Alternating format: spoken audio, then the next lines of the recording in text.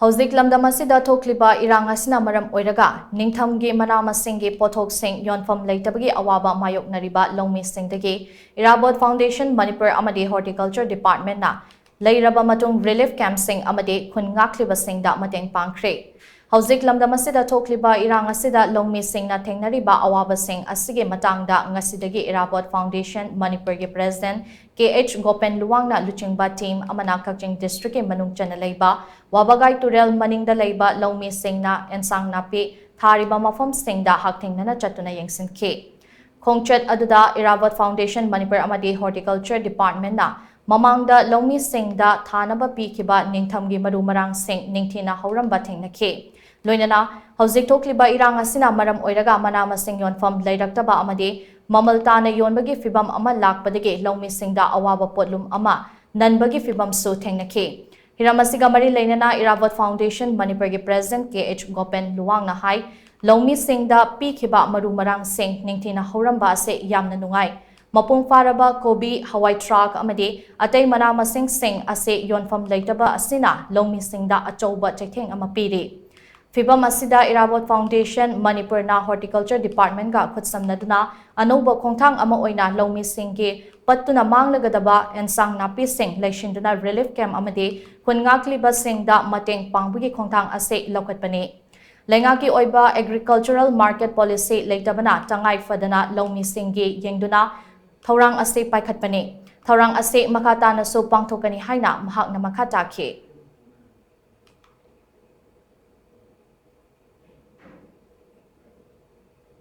Koigi posi kamai tawna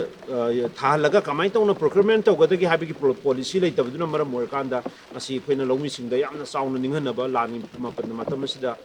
koi mayong halli aduna asugumba sing asi khara dawrsu koknanaba haidna koigi Loumee Singda ninghanadana aji nong taraiba se si nong sine hek taragadi kobi koi kakpa yaraba singse nangai kharga phara ka amado amuka hena se khaira ani sugumba singi fibam asi koi koknanaba mari leinaba koigi kai khumnajariba chief minister Sri koigi nongthom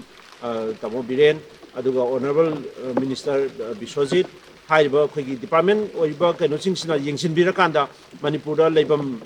yonpham leitabagi kobi phunda lupa 3 pire 4 pire 5 pire kg da hariba pot sing ase on biraga Loumee Singi awabdu ko anbiu haibasima ai koi Irabot Foundation Manipur gi maikai dagi koigi masigi function asiga mari leina apil tawjage.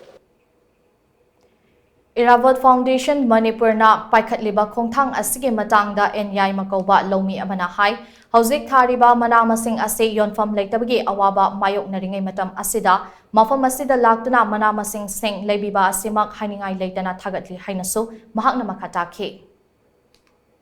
अखोइना ममांग थक्ति अखोइना Mawana थाजरक पखोइ कुबीसिंग असि अखोइगी zone बसितबा अदगी अमम यामनसु होंगबा होंगगसु अखोइना zone बसिदा लेबिउ हाइबा याक्तबा ममदि market से हजि ले अखोइगी लानगी मतांगसिना marketing सि लेरक्तबनिना अखोइ पोसे अरेमबदा मांग दुना तादु लेरकबा बादु ngasiगidi लाइबक फबा हाइगद्रा अखोइगी Irabot Foundation Manipur amadi horticulture gi department gi कोई team सिंगना लापीदुना कोई छिटदना कोई नांगे तादु लेरबा कोई जोमम खंगद्रबा कुबी सिंगबु लेबीदुना कोई फार्मर्सिंग मतेंग पांगबीबसी कोई यामना नुआइजै अमदी लापीरिबा Irabot Foundation Manipur amadi horticulture department फार्मर्सिंगना कोई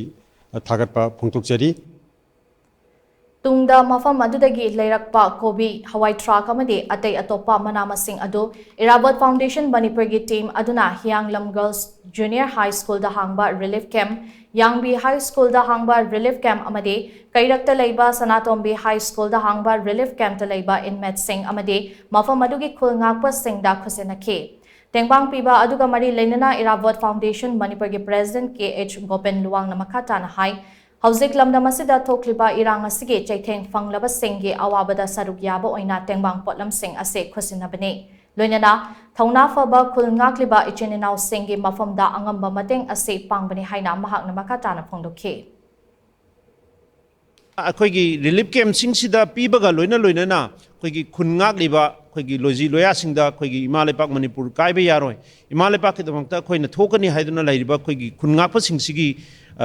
makoida koina saba thakpada koigi kitang ngamjab khara hayjaba tare Irabot Foundation Manipur amadi horticulture department ani na khusamnarakanda makhoi gi mafamdasu mana masing khoi gi kobi adigi kobi leising hawai thrak sing khoi gi pibagi pot ase sathabani aduna asigi suguma program ase khoi matam khara khoina ngamba makhai chathagi gani habsima thamjage aduga mari leinaba department sing na su khoi miyeng changjan birakanda awaba taraba Loumee singbu kanbiba aduga nakhoi gi policy ama khakna makhoi gi punsigi future ase lepkadabani habse kaubiganu habsim tanga I thamjage